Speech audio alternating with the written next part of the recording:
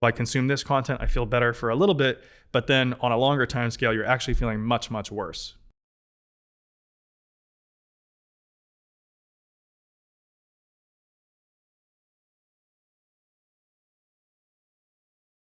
Dogmatic fitness and physical therapy content might be making your chronic pain worse.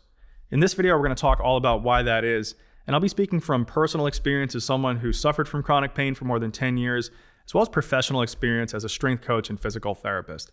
So let's start off by delineating between dogmatic and non-dogmatic fitness and physical therapy content. So obviously, both fitness content and physical therapy content are super popular right now. And really, we have these two distinct flavors of dogmatic and non-dogmatic. So the non-dogmatic is going to go something like this. You have a certain problem. Here's a proposed solution. Try it out. If it works for you, keep it. If it doesn't, that's okay. Throw it back. And there's no assertion made about a universal or one-size-fits-all approach or root cause. Now, on the flip side, with the more dogmatic style content, you're going to see some sort of claim, usually derived from an authority figure, that there's a universal one-size-fits-all approach or root cause. Now, typically the people who are espousing these kind of views have learned this from an authority figure at some sort of a weekend course continuing education type seminar. And I'm not saying there's anything wrong with that, but a lot of times this is derived more from an authority figure rather than something derived from peer-reviewed journals that are making up the current scientific literature. So we just need to be careful about the level of scrutiny we have when we're consuming certain content. Now, obviously, as a consumer of content, you might not know how to evaluate peer-reviewed journal articles and know exactly what to believe and what not to believe. So it's understandable if you become captivated by this content.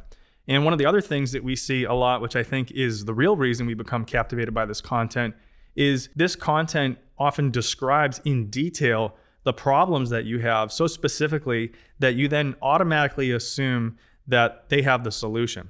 Right? So if somebody says to you something that resonates with you deep in your soul because it's describing something that you experience on an everyday basis, you're going to automatically think that whatever they say the solution is correct. Now, in this dogmatic style of content, typically the way this is presented in a movement context is something like there's a pattern, position, or movement that you're in or doing too much, and then there's a preferred pattern, position, or movement, which is the goal to be able to do. So what happens is when we first start doing this type method or approach, we actually get some good results and get some pain reduction. Now, the reason is because when we get into those new positions and patterns, the brain has associated those with being correct, and so it feels safe. It lowers that threat detection response, and that reduces pain. Now, unfortunately, at the same time, this also causes the brain to start to perceive those other positions that we're more naturally probably gravitating towards as being incorrect or even unsafe. And so this increases threat perception in the body and strengthens neural pathways that are associated with pain.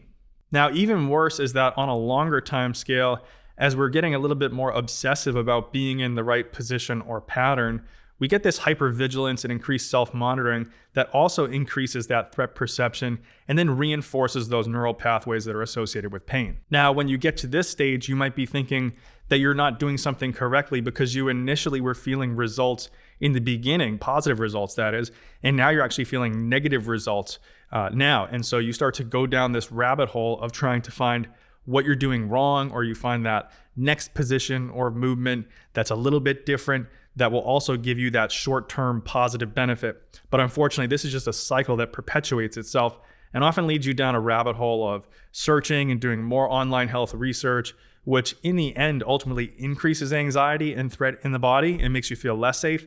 But you can get these very short-term kind of satiating experiences of I consume this content, I feel better for a little bit, but then on a longer time scale, you're actually feeling much, much worse. If you're enjoying this video so far, consider liking the video, leave me any questions you have down below in the comments, or if you haven't already, subscribe to the channel. All these things help the algorithm to help me help more people.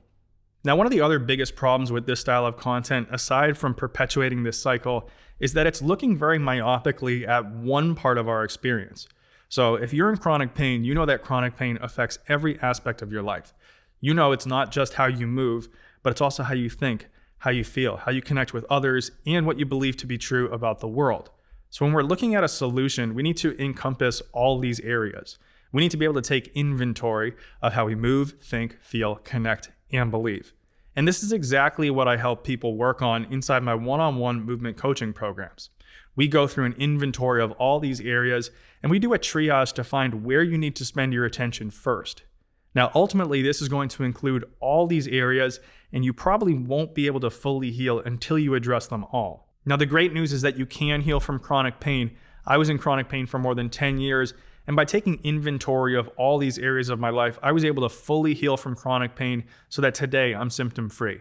Now, if you're someone who thinks you'd be a good fit for my intensive one-on-one movement coaching program, go to chaplinperformance.com and fill out an application. Now, if you're someone who doesn't think you'll be a good fit for one-on-one movement coaching, but still wants to benefit from this approach, go ahead and send an email to greg@chaplinperformance.com with the words pain-free in the subject, and I'll put you on the waiting list for my brand new group self-paced movement coaching program that's going to be releasing in Q3 of 2023.